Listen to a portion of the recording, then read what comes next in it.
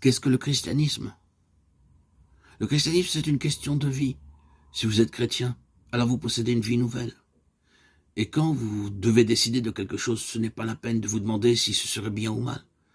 Vous devez vous demander, si je fais ceci, ma vie intérieure en sera-t-elle affectée? Comment cette vie intérieure réagira-t-elle à tout cela? Il est étonnant de voir que beaucoup de chrétiens se contentent de se conformer à un modèle extérieur, alors que ce que Dieu nous a donné par la nouvelle naissance ne peut être une accumulation de nouvelles règles auxquelles nous serions encore assujettis. Il ne nous a pas introduits dans un nouveau Sinaï régi par des « tu feras et tu ne feras pas ». Le christianisme a pour fondement la vie.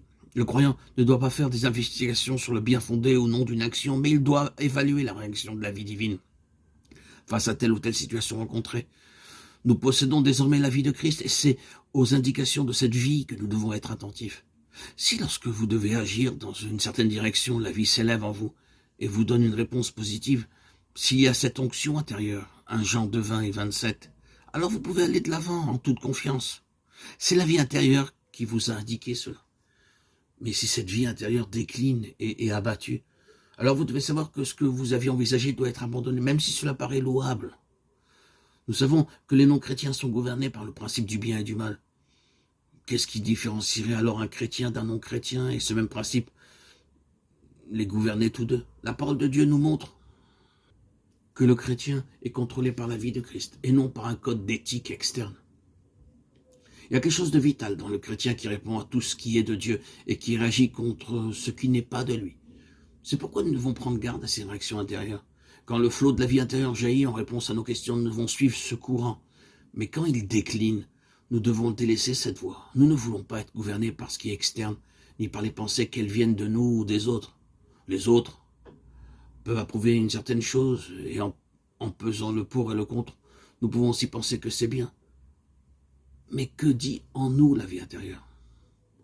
Dès que nous avons réalisé que le facteur essentiel dans la conduite d'un chrétien, c'est la vie, nous savons alors que nous devons non seulement éviter ce qui est mauvais, mais aussi tout ce qui extérieurement semble bon. C'est uniquement ce qui procède de la vie intérieure du chrétien qui doit le conduire. C'est pourquoi nous ne pourrons pas faire ce qui ne jaillit pas de la vie. Souvenons-nous de la parole de Dieu. Mais tu ne mangeras pas de l'arbre de la connaissance du bien et du mal, car le jour où tu en mangeras, tu mourras. Genèse 2, 17.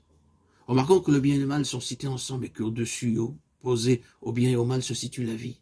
Le standard de la vie est un standard bien supérieur.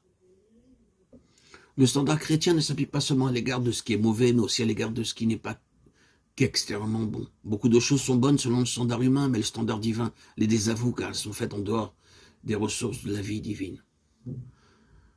Il nous faut donc vivre dans la présence de Dieu. Et toute notre façon d'agir doit être gouvernée par le principe de la vie, et non pas de celui du bien et du mal. C'est ainsi que nous pouvons commencer à voir de mieux en mieux qu'en ce qui concerne la direction à suivre. Et pour cela, il faut avoir toujours la même boussole, la même sensibilité aux réactions de la vie de Christ en nous. Lorsque nous allons de l'avant dans un certain domaine, la vie intérieure se fortifie ou s'affaiblit-elle en nous? L'onction intérieure confirme-t-elle le bien fondé d'une chose ou l'absence d'onction indique-t-elle que l'approbation divine s'est retirée? Nous ne connaissons pas les voies de Dieu pour nous par des indications extérieures, mais seulement par l'activité intérieure de la vie divine en nous. C'est une vie intérieure, c'est une vie sainte, c'est la paix et la joie dans l'esprit qui montre le chemin que nous devons suivre en tant que chrétiens.